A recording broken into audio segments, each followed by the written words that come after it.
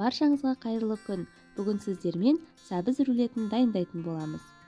Ол үшін бізге табаға сары май мен сұйық май құйып, үккіштен өткен сәбізімізді табаға салып, жақсылап жұмсарғанша қуырамыз.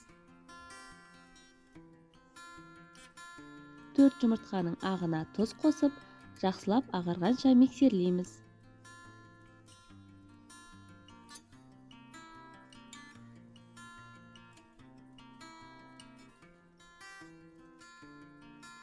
Жұмыртқаның сары уызында миксерлеп, үстіне қуырылып тұрған сәбіз салмасын салып, жақсылап араластырып,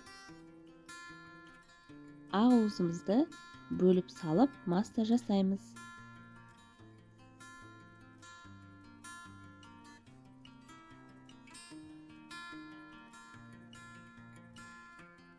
Пергамент қағазына салмамызды салып, тегістеп, 170 градуста қызып тұрған пешке 10-15 минутқа пісіріп аламыз. Піскен бисквитті суытып, пергаменттен осылай шешіп аламыз. Салмасына ірімшік пен аскөкті араластырып дайындаймыз. Піскен бисквитке салманы біркелкі жағып, рулет ораймыз.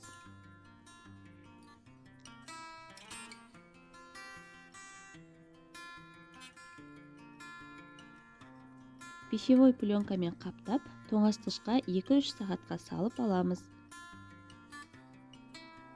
Рулет дайын. Міндетті түрде жасап көріңіздер. Өте жұмсақ, дәмді шығады. Ас болсын.